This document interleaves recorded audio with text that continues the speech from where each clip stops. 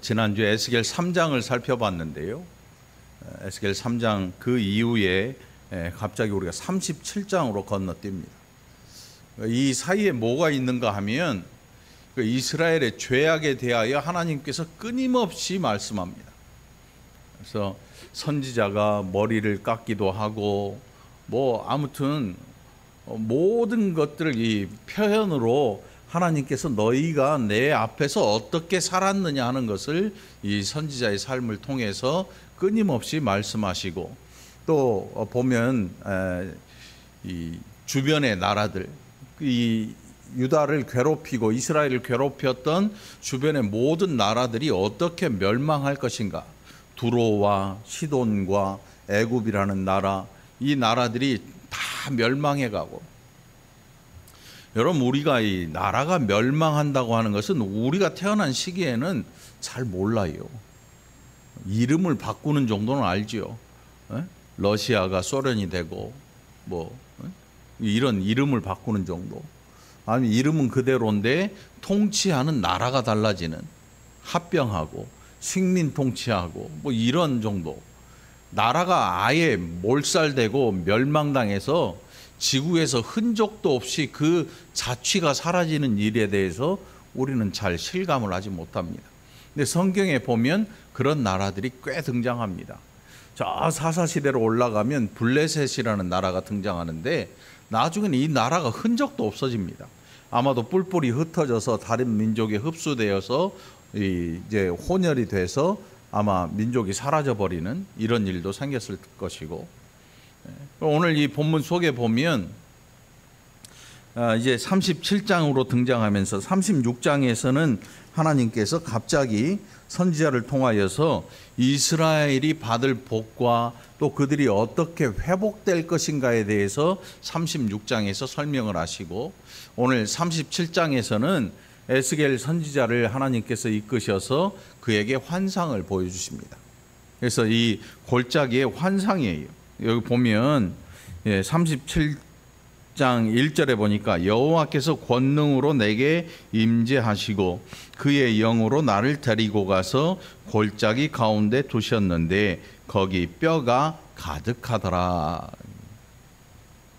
이거에 실제 존재하는 골짜기라고 하기보다는 하나님께서 에스겔 선지자에게 유다가 멸망하기 한 10여 년 앞서서 포로로 잡혀왔으니까, 우리나라에 보면 저 부산에 아니면 저 강원도 속초에 그 무슨 마을 있어요? 피난민들 사는 속초에 가면 오마니, 아바이 순대 유명한 그 아바이 마을이 있어요. 그분들이 북한에서 북쪽에서 사시다가 전쟁통에 급하게 피난 짐을 그냥 부랴부랴 싸가지고 왔는데 왜 속초 그 가까운 데 자리 잡았는가 하면 금방 올라가겠거니 하고 자리 잡은 거예요. 그런 분들이 인천에도 있고 저 백령도에도 있어요. 백령도는 배 타고 몇십 분만 가면 바로 황해도거든요. 그러니까 거기에 이제 조금만 있으면 미군이 올라가가지고 이제 북한을 다시 점령하면 금방 올라가야지 했던 게 몇 년이 지났냐면 거의 한 80년이 지났죠. 70년 이상이 지나버렸죠.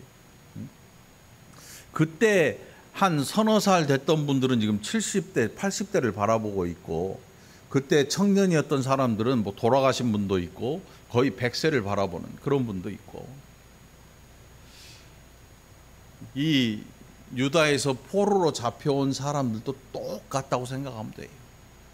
야, 지금 당장 포로로 잡혀왔는데 이거 금방 우리 돌아갈 수 있을 것 같지 않아? 꿈을 가지고 계속해서 기다렸는데 10년이라는 세월이 훌쩍 지나가고 있어요. 나이 든 사람들은 와서 그 땅에서 죽었을 것이고, 젊은 사람들은 중년이 돼서 중년의 나이를 넘길 것이고, 아이들이 잡혀왔으면 10살 몇 살 잡혀왔으면 어느덧 20살 청년을 바라보는 그런 세월이 지나버린 거지요. 그러니까 누가 봐도 금방 가야지 했던 그게 점점 무너져 내리고 있습니다. 그런데 그 중에 에스겔 선지자가 하나님의 부르심을 받고 그들에게 지금 이 이야기를 하는 것입니다. 이 나라는 아직 회복되려면 멀었다. 이 나라가 하나님 앞에서 어떤 죄를 지었는가 하면 우상을 섬기는 죄를 범했다. 특별히 이스라엘과 유다가 하나님의 극심한 징계를 받을 때는 우상 숭배할 때예요. 그런데 이 우상 숭배가 그냥 다른 신의 형상을 만들어 놓고 절하는 정도의 우상 숭배가 아니고 아주 지독하리 많지 음란한 숭배를 해요. 그러니까 그 가정이라는 게 다 가정 제도라는 게 거의 말살될 정도로 얼마나 음란한지, 그 정도로 음란하게 신을 숭배했단 말이죠. 가나안의 종교들이 다 그렇거든요.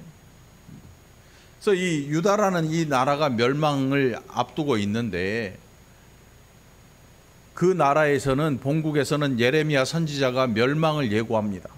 너희가 망할 텐데 항복해야 산다. 너희 목숨이라도 부지하려면 바벨론에 항복해라. 그랬더니 이 매국노라고 이야기를 하면서 구덩이에 넣었다 뺐다 죽이려고 작정을 하고, 같은 시기에 활동했던 에스겔 선지자는 포로로 10년 전에 붙들려 와서 유다가 멸망하기 이전에 붙들려 와서 이런 이야기를 하는 것입니다. 예루살렘이 망한다. 망하는데 아주 철저히 망할 것이다. 얼마나 무섭게 망할지. 그 환상들을 통해서 그 포로로 붙잡혀 온 사람들이 누구냐면 귀족들이에요. 귀족들. 학식이 있는 사람들. 지금 나라에 남아있는 사람들은 거의, 학식 있는 자들은 거의 붙들려 가고, 거의 이제 이 날품팔이 하던 사람들에게 거의 이제 그 나라를 맡기는 이런 지경이 되었으니까. 우리가 알고 있는 그 캄보디아, 크메르루즈 있죠. 이 지식인들을 다 잡아 죽였잖아요. 다 잡아 죽였어요. 누군가 앞장서서 나라를 위해서 일할 사람이 아무도 없는 거예요. 그저 권력을 잡은, 총을 잡은 사람들만 배를 불리고 있는, 아직까지도 그렇게 살고 있는 거죠. 37장 오늘 보면 골짜기에 뼈가 가득한 곳으로 에스겔 선지자를 하나님께서 하나님의 영으로 이끌어 가셨습니다. 거기에서 보니까 에스겔 선지자가 보니까 골짜기인데 뼈가 가득한 거예요. 그것도 뭐 짐승 뼈가 아니고 사람의 뼈가 가득한 거예요. 여러분, 이 끔찍한 장면 한번 상상을 해보십시오. 왜 골짜기에 왜 뼈가 가득할까요? 우리나라도 6.25 때 전투가 심했던 곳에서는 유해를 발굴하는 사람들이 가서 그 뼈를 이렇게 찾아서 다시 원상 복원 시키잖아요. 유전자 검사하고. 뼈가 그냥 곧게 이 공원 묘원처럼 곧게 누워 있는 게 아니고 온갖 모양으로 총을 맞고 죽고 고통스러워하다 죽고 하니까 막 구부린 상태, 막 엎어진 상태로 겹쳐 있고 온갖 정말 흉측한, 정말 보기에 끔찍한 그런 모습으로 그 뼈들이 서로 얽혀 있는 것을 보게 해요. 하나님께서 에스겔 선지자를 이끌고 간 그 골짜기는 뼈들로 덮인 골짜기. 특별히 고대에는 전쟁을 하게 되면요, 그 골짜기에 그 뼈들을 다 쌓아놔요. 그냥 시신들을 끌어다가 그냥 겹쳐 놓는 거예요. 냄새 나고 그러니까 구덩이를 파든지 해서 겹쳐 놓고 불을 질러 버리든지 그렇게 하거든요. 그런데 에스겔 선지자가 보니까 뼈들로 가득한 골짜기가 있어요. 생각만 해도 끔찍하죠, 여러분. 얼마나 끔찍합니까? 제가 군대 생활할 때 이 호가 있어요. 참호가 이 부대를 따라서 뺑 눌러서 이 골을 파놓은 거예요. 그 골을 정비하는데 거기서 뼈가 나오더라고. 진짜로 뼈가 나와. 이렇게 길게 뻗은 뼈가 나와. 그걸 이제 위에 있던 상병이 이렇게 삽으로 하면서 찍어버렸네. 목 있는 데를. 그러고 나더니 이 사람이 밥도 못 먹고 걱정을 하더라고. 무서운 거야 이제. 그때 제가 신앙은 별로 없었는데 어찌어찌 하다가 군종병이 됐거든. 우리 중대 군종병. 선임하사님 나보고, 야 김정석 이리 와봐.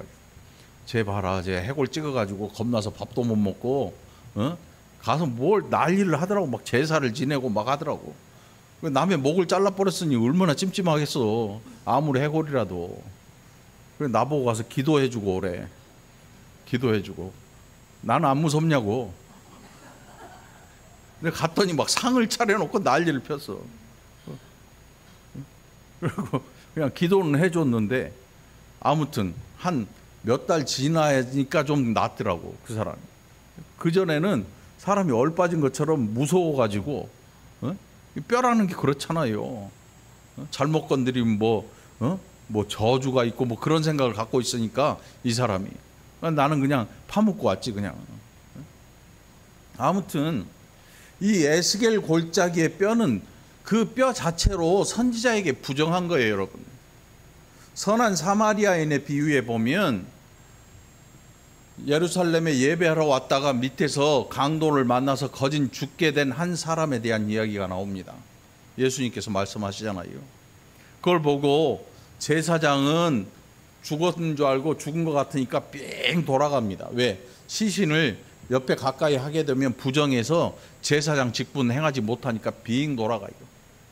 레위 사람도 마찬가지예요. 성전에 가서 자기 뭔가 할 일을 해야 되는데 저거 죽었는지 살았는지 모르니까 빙 돌아갑니다. 사마리아인만 가서 그 사람이 살은 걸 확인하고 자기 말에 태워서 가서 치료해 달라고 자기 돈을 내주면서. 그게 선한 사마리아인이거든요. 그러니 이 선지자 겸 제사장인 에스겔에게 있어서 마른 뼈가 가득한 이 골짜기는요, 완전히 부정한 곳이에요. 완전히 부정한 것.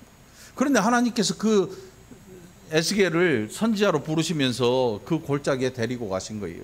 보여주시는 거예요.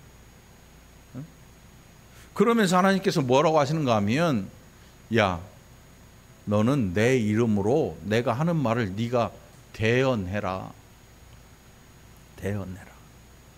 대언자라는 거예요. 대언자. 그래서 이 오늘 본문 속에 보면 그가 내게 이르시되, 3절에 보니까 그가 내게 이르시되 인자야 이 뼈들이 능히 살 수 있겠느냐 하시기로 내가 대답하되 주 여호와여 주께서 아시나이다. 하나님께서 물어보시니까 선지자가 억지로 대답은 하는데 네 살 수 있습니다 이렇게 대답 안 하고 주께서 아시지 않습니까? 무슨 뜻이에요? 이게 어떻게 살겠어요? 하나님 지금 말씀이라고 하시는 겁니까? 이렇게 얘기하고는 싶은데 여기까지는 올라오는데 차마 그 말은 못하고 주께서 아시지 않습니까? 어떻게 될지 뻔한 거 아니겠습니까? 이거 어떻게 살 수 있겠습니까? 그런데 하나님께서 선지자에게 뭐라고 하시는가 하면 4절에 보니까 너는 이 모든 뼈에게 대언하여 이르기를 너희 마른 뼈들아 여호와의 말씀을 들을지어다. 이렇게 하나님께서 선지자에게 너는 여호와의 말씀을 들을지어다. 여러분 지금 제 앞에 살아있죠 다. 다 살아있잖아요. 고개 까딱까딱 눈 깜빡깜빡한 거 보니까 살아있네. 살아있네. 살아있어. 산 사람을 앞에 놔두고 이야기한 거는 그나마 좀 쉬워요. 산 사람 앞에 놔두고 이야기하는 건 좀 나아. 뼈들을 갖다 놨다고 생각해봐요. 거기에다 대고 얘기를 하래. 우이독경이란 말이 있죠. 우이독경. 소귀의 경리기라고. 못 알아들으니까 해봤자 소용없다는 뜻 아니에요. 그런데 마른 뼈들, 이게 무슨 조금 산 사람이라도 한두 명 껴있으면 모르는데 완전히 다 마른 뼈들이, 그 뼈들한테 대하여서 말을 하라는 거예요. 하나님께서 선지자를 통해. 선지자가 너는 이 뼈들한테 대언하여 이르기를, 이렇게 얘기하시는 거예요. 선지자가 어떨 것 같아 마음이? 아, 왜 나한테 그래요? 왜 나한테 그래요? 아마 이런 마음 들지 않을까요? 저 같아도 그런 마음 들 것 같아요. 하나님께서 뭘 보여주시는데 마른 뼈가 가득해. 너 거기다 대고 얘기해봐. 왜 저한테 그러세요 하나님? 아마 이렇게 나올지 몰라요. 에스겔 선지자도 마찬가지예요. 주께서 아시지 않습니까? 이 뼈가 살지 죽을지 하나님께서 아시지 않습니까? 그 뜻이 이거 어떻게 살아요? 말도 안 되죠. 응?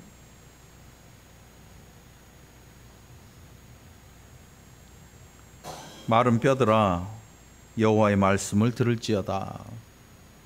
마른 뼈들을 향해서 얘기를 해야 돼요 지금. 그러니까 여러분 선지자라고 하는 이 직분이 이 보통 힘든 직분이 아닙니다. 엄청 힘든 거예요. 말도 안 되는 일을 해야 되거든요. 이미 저 앞에 보면 머리 깎으라고 하시고 막 뭐 이 쇠똥으로 떡 구워 먹으라 그러시고 뭐 그런데 선지자가 다 순종해요. 다 순종합니다. 다 해요. 다. 이게 선지자의 애환인 거예요, 여러분. 그게 목사는 그나마 낫다니까요. 목사는 뭐 100배 낫죠. 신방 갔다 오면 밥도 사주고 갈비도 사주고 설렁탕도 사주고 맛있는 거 사주잖아요.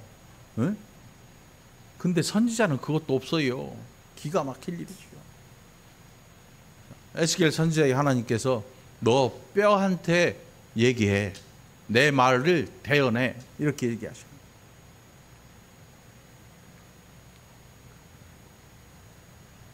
보니까 뼈가 있어요. 그런데 나중에 이제 선지자가 진짜 합니다. 오늘 우리가 봉독한 본문에 7절에 보니까 이에 내가 명령을 따라 대언하니 대언할 때 소리가 나고 움직이며 이 뼈 저 뼈가 들어맞아 뼈들이 서로 연결되니라. 연결됐다. 무슨 블럭 맞추는 게 아니에요, 여러분. 뼈 맞추는 소리 들어보셨나요? 뼈 맞추는 소리. 요즘은 그게 별로 없는데 옛날에 접고론이라는 게 꽤 많았어요, 동네에.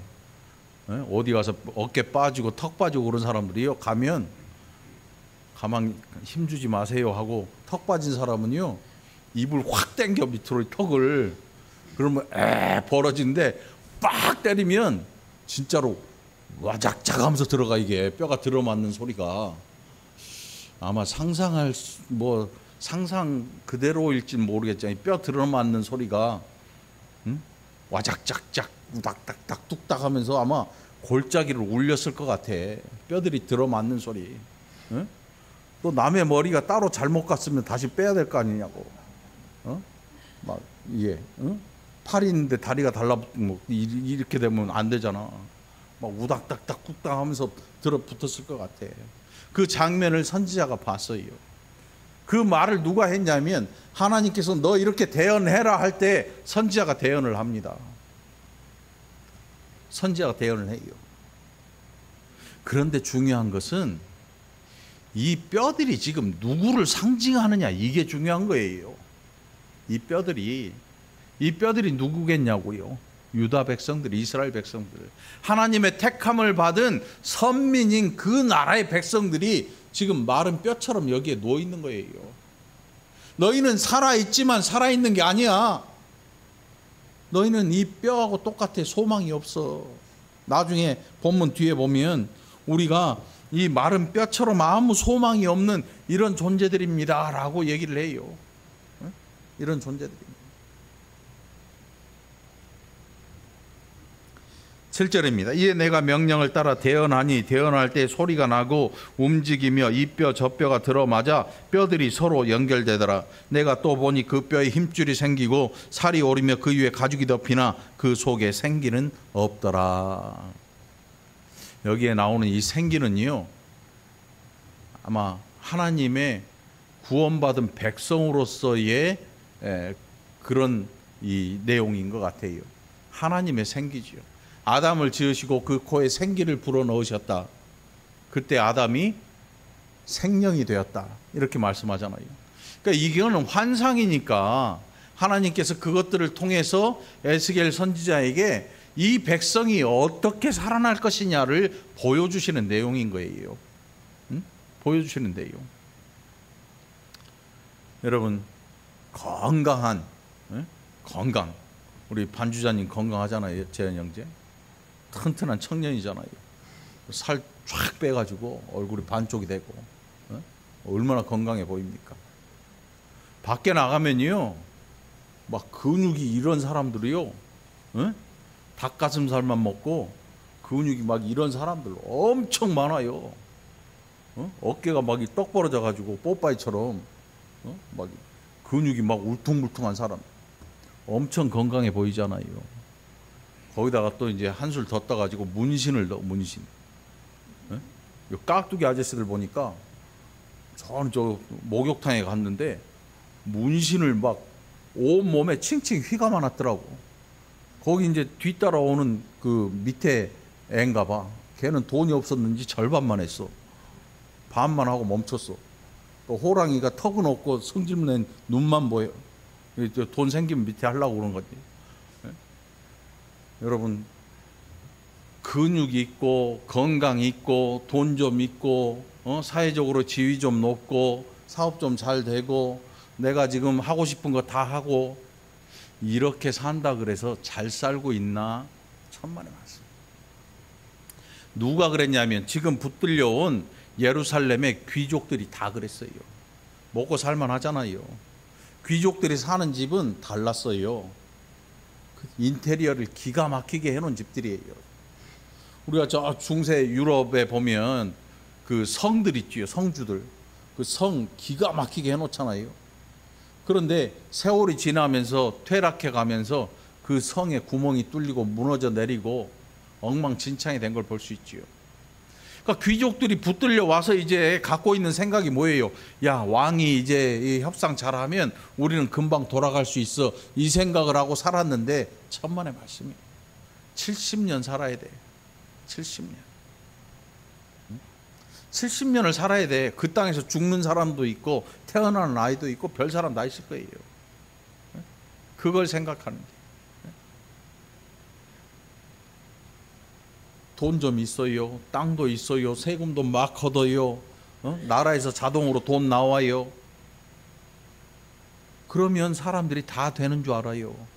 세상 나가보세요. 은퇴하신 분들, 지금 뭐 회사 다니는 분들, 나 연금 껐떡 없어. 연금 껐떡 없어. 뭐 연금 받는 거 뭐 좋은 거죠. 못 받아서 탈이지 받는데 이상 있는 건 아니잖아요. 그런데 그게 다라고 생각하는 사람들은 누구냐 하면 뼈처럼 살아가는 거예요. 그냥 뼈들은 연결돼 있고 덜그럭 하면서 세상 속에서 살고 있지만 하나님의 생기가 없는 사람들. 예수 안 믿는, 예수 없이 사는 모든 인생들. 귀족들도 예수 없이 살았어요.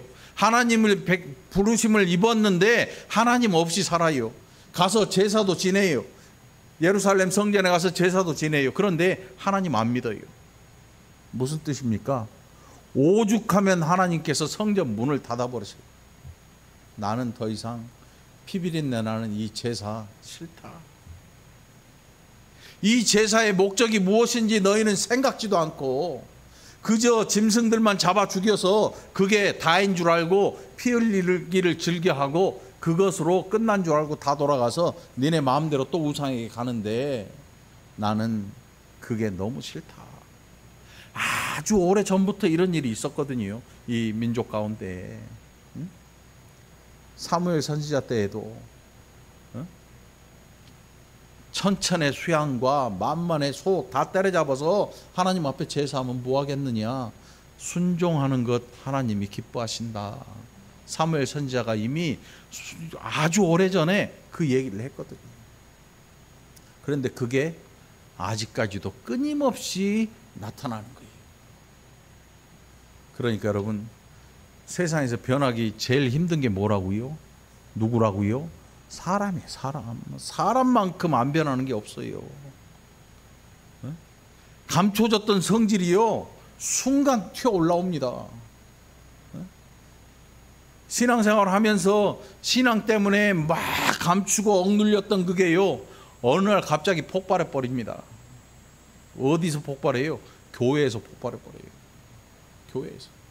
여태 감춰오는데 없는 걸로 여기고 살았는데 어느 날 보니까 교회에서 사람들하고 싸우면서 이게 터져 나와 버린 거예요. 이게 누구냐 하면 남이 아니고 우리야, 우리 여러분. 그러니까 하나님 앞에서요 잘난 척 고개 들 필요가 없어요. 누가 그랬냐? 유대인들이 그랬거든요. 유대인들이. 금식 좀 하면 사람들 보이게 하려고 머리 엉클고 저 길 귀퉁이 가서 금식하는 티 내고요. 예수님 당시에 어려운 사람들 도와주는 그 일, 나팔을 불면 가난한 사람들이 그 소리 듣고 오잖아요. 그러면 이게 가난한 사람들 조용히 나눠주고 얼른 가면 되는데 나팔을 더 크게 불어서 더 많은 사람들 오게 만들어. 야, 저거 뭔 일 있냐? 야, 저 영석이가 가난한 사람들 뭐 나눠주네. 와, 쟤 정말 인간성이 참 대먹었구나. 칭찬을 이끌어내는 사람들의 칭찬을 원하는 거지요. 응? 기도할 때 예수님께서 그런데 그 사람들을 향해서 너희는 기도할 때 저 골방에 들어가서 해라. 아무도 못 보게. 금식 기도하고 머리 흐트러뜨리지 말고 머리에 기름 발라라. 다른 사람들 구제하는 거 사람들에게 보이려고 하지 말고 한 손이 하는 일을 이쪽 손이 모를 정도로 그렇게 은밀하게 해라. 은밀히 지켜보는 하나님께서 그에 대한 상을 주실 것이다. 너희들은 사람에게 상을 구하지 말아라. 여러분, 많은 사람들이요 그렇게 안 살아요. 이 손이 하는 일이요 온 세상이 알도록 높이 듭니다. 누가 그러냐면 맹구가 그랬거든요. 저요. 오맹구가 저요. 그게 뭐냐면 뼈도 있고 살도 있고 힘줄도 다 있는데 생기가 없는 사람들의 특징이에요. 생기가 없으면 나는 소리가 시끄러운 소리예요. 울그락불그락 뚝딱뚝딱 뼈 부딪히고 이 소리. 에스겔 선지자가 사방을 향하여서 대언합니다. 생기들아, 사방에서 와서 이 뼈들에게 들어가라. 그랬더니 이 뼈들이 변화되기 시작합니다. 이 뼈가 어떻게 변하냐면 아무 소망 없던 마른 뼈가 생기가 들어간 이후에 지극히 큰 여호와의 군대가 됩니다. 여기 있는 우리 사실 따지고 보면 아무 별 볼 일 없어요. 뭐 우리 딴에는 뭐 나는 뭐도 있고 막 뭐도 하고 하는데 뭐도 잘하고 하는데 하나님 앞에서 우리 존재가 아무것도 아니에요. 그런데 일방적으로 하나님이 은혜를 주셔서 우리가 우리 되게 하신 것. 바울의 고백에 따르면 나의 나된 것은 하나님의 은혜다. 이렇게 얘기를 해요. 나의 나된 것 하나님의 은혜다. 여러분의 여러분 된 것, 저의 저 된 것 하나님의 은혜인 줄 믿으시기 바랍니다. 하나님의 생기가 아니고는 일어날 수 없는 일이. 감자탕집 가면 여러분 뼈 있잖아요. 뼈. 등골 좋아하는 사람들이 쪽쪽 빨아먹더라고 아주. 여기 없는데 우리 아들은 등골 젓가락으로 찔러 빼먹더라고. 아주 쪽쪽 빨아먹어. 그거 먹고 난 뼈 보면 어때요 여러분? 야, 이거 집에 갖고 가야지 소중하게. 이런 생각 안 들잖아요. 그냥 뼈통에다 휙 집어 던지고 말지. 그런 뼈, 말라버린 뼈, 아무 소망이 없는 그런 인생들을 하나님께서 부르셔서 일방적인 은혜를 주셔서 하나님이 원하시는 그런 백성이 되도록 하나님께서 다 주셔. 다 주신 거예요. 여러분 갖고 있는 물질 여러분 잘나서 번 줄 아시지요? 아니에요. 우리가 잘나서 가진 것 이 땅에 티끌 하나도 없어요. 여러분. 티끌 하나도 없어요. 밖에 있는 농작물이 혼자 자라는 줄 아십니까? 하나님께서 주시지 아니하면 가뭄 들고 아무도 먹을 사람이 없어요. 사사시대를 거쳐서 이스라엘 백성들이 하나님의 부르심을 받고 살아가는 그 과정을 살펴보면 지독한 흉년이 들어요. 애굽 땅에 보셨잖아요. 7년 흉년에 7년 대풍년이 들어요.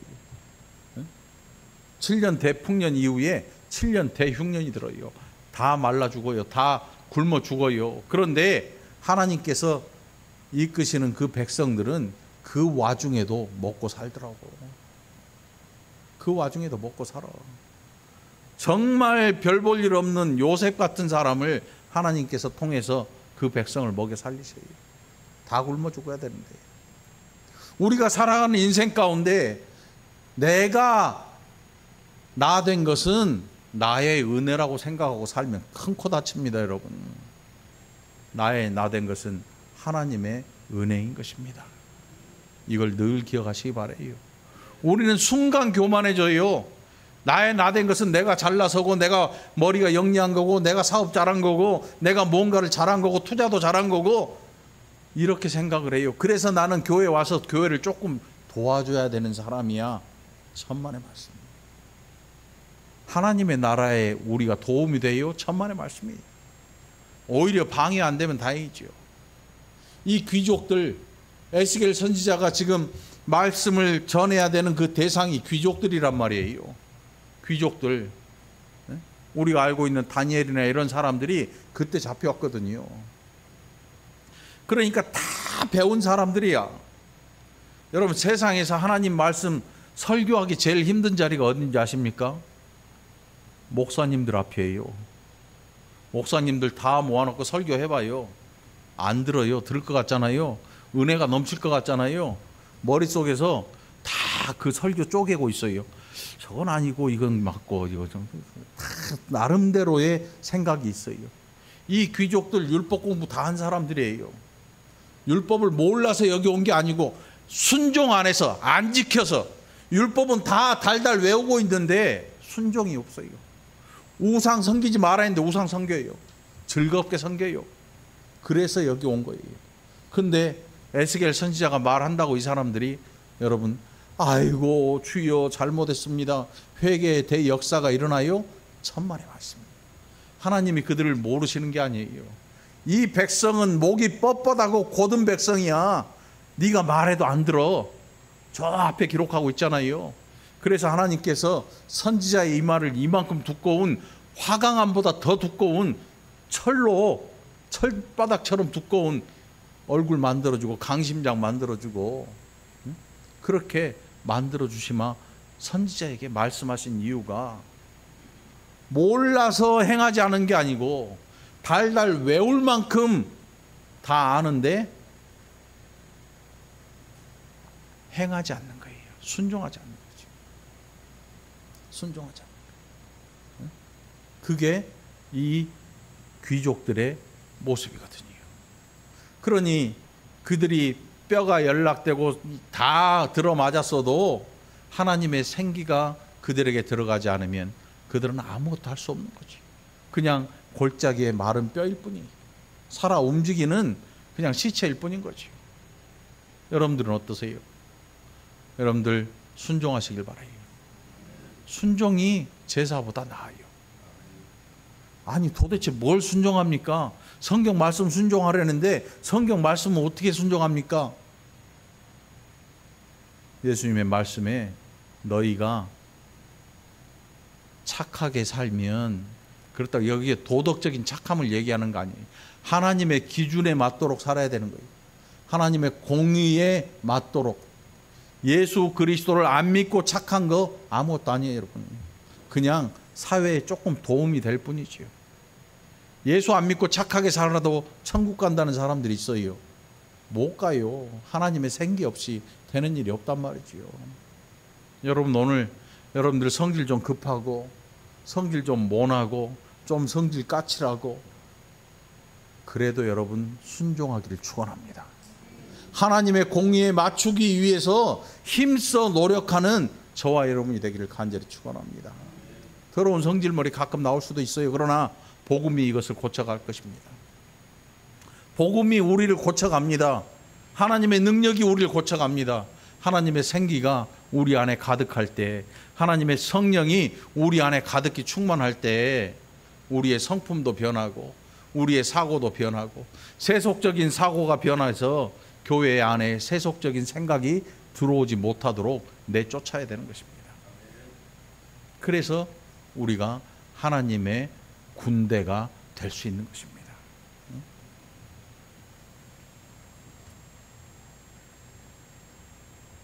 11절을 보니까 또 내게 이르시되 인자야, 이 뼈들은 이스라엘 온 족속이라. 그들이 이르기를 우리의 뼈들이 말랐고 우리의 소망이 없어졌으니 우리는 다 멸절되었다 하느니라. 떵떵거리고 살던 사람들 와서 한 10여 년 이방인들 날아와서 포로로 노예잖아요. 포로는. 그렇게 생활해 보니까 이제는 소망 다 끊어지는 거예요. 망했다. 소망이 다 끊어져요.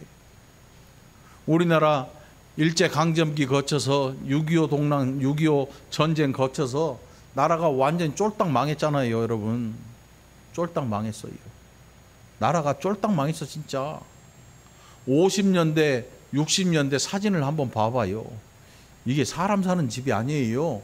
그냥 판잣대기로 이렇게 널빤지로 만들어 놓은 집 안에 갓금 메고, 옷은 원래는 흰색인데 이게 흰색인지 황색인지 알지도 못하게 때가 타고, 외국 사람들은 백이민족이라고 하는데 이게 백색인지 황색인지 알 수가 없어.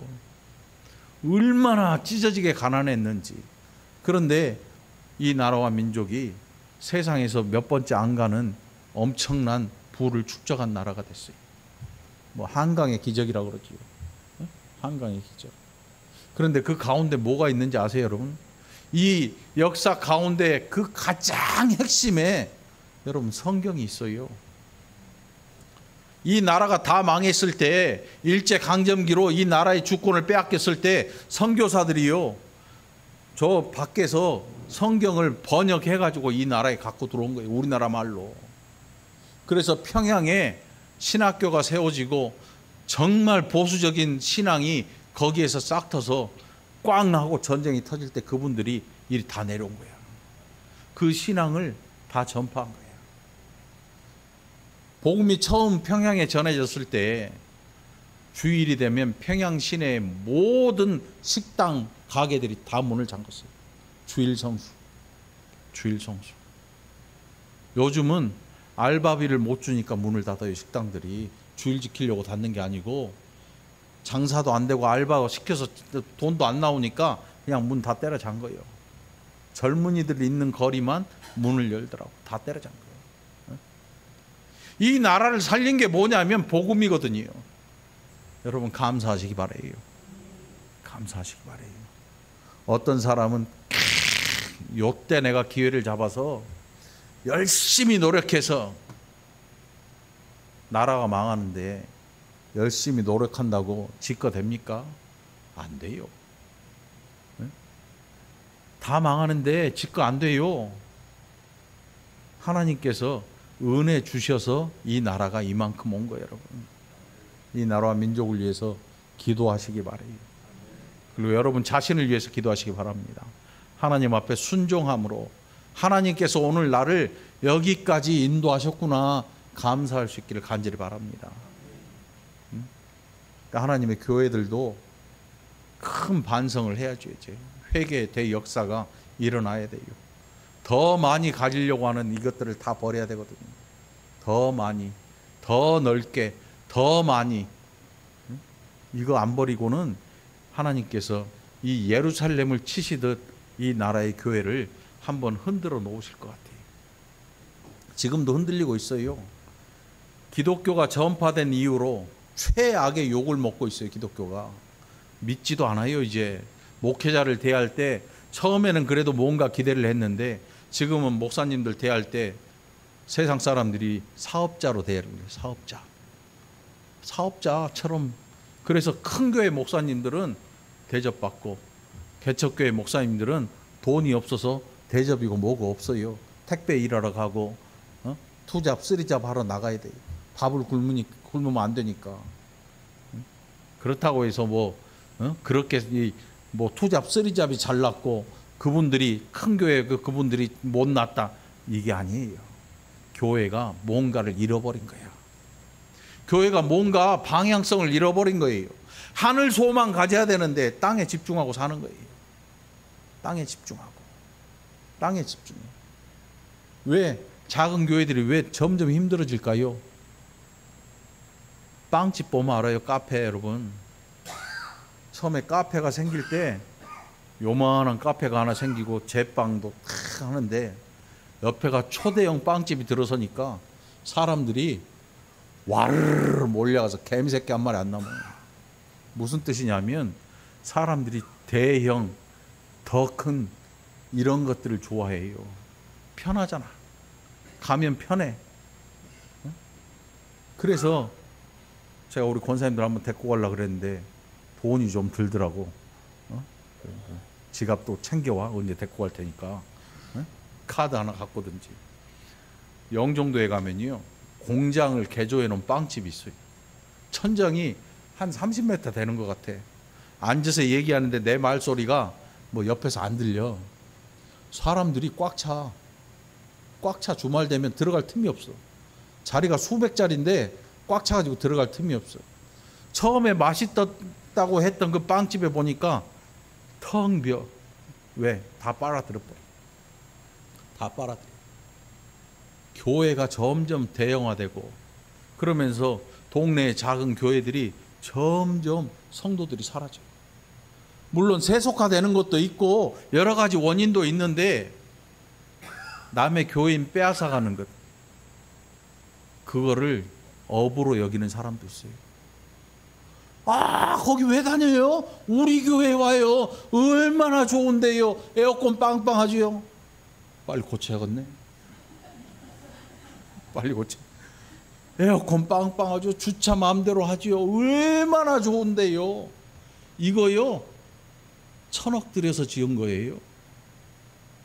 월세 40, 50도 못 내가지고 절절 매는 그런 교회가 있는가 하면 수천억을 들여서 지은 교회가 있어요. 대기업과 중소기업과 간의 수공업 차이예요. 세상이 이렇게 변해가는 거예요. 세상이 이렇게 변해가. 여러분들은 어떻습니까? 큰 교회가 좋습니까? 개척교회가 좋습니까? 이 월곶중앙교회가 좋습니까? 라고 물어보면 다 그렇게 대답하겠지. 월곶중앙교 좋다고. 그런데 여러분, 과연 여러분들이 이 작은 교회를 섬기면서 하나님의 교회라는 자부심이 있는가? 여러분, 다시 한번 이 한 주 동안 잘 묵상해 보시길 바래요. 이 마른 골짜기에, 이 말라 삐뚤어진 뼈들 같은 뼈들이 가득한 이 골짜기에, 이 소망 없어 보이는 이곳에 하나님께서 은혜를 주신 사람들이 이곳에 앉아 있고 함께 예배하고 함께 눈물을 기도하고 함께 사랑하고 함께 용서하고 했던 이 모든 일련의 일들을 사랑하게 되기를 축원합니다. 이게 우리의 현재 주소예요. 어떤 분 보니까 자신이 없더라고. 어디 교회 다니세요? 그냥 작은 교회 다녀요. 그러면 그 교회는 예수님도 난쟁이만 하겠네요. 어느 교회 예수님은 장신이고 어느 교회 예수님은 난장일까요? 아니잖아요. 모든 하나님의 교회가 한 예수님을 믿고 한 성령으로 하나 돼 있고 한 아버지 하나님을 섬기는데 점점 달라져요. 점점 달라져. 점점 달라져. 점점 차이가 나. 물론 돈이 많고 적고 차이, 그거 때문만은 아닐 거예요. 사람들이 사고하는 생각이 세속적으로 달라지는 거예요. 이게 문제인 거야. 이게 문제인 거야. 여러분들은 그러지 않기를 바라요. 뭐 다른 교회 가는 건 상관없어요. 그러나 여러분들의 머릿속에서 세속적인 사고를 가지고 교회들을 대하는 일이 없기를 간절히 바랍니다. 제가 목사이기 때문에 제가 제일 위험하거든요. 제가 제일 위험해. 사실은 저한테 하는 얘기야. 저한테 하는 얘기야. 여러분들도 이 한 주간 여러분들이 과연 이 월곶중앙교회를 자랑스럽게 여기고 다니고 있나, 여러분 한번 돌아보기를 축원합니다. 그리고 감사하기를 바랍니다. 그리고 순종하시기를 간절히 축원합니다. 기도합시다. 하나님 감사합니다.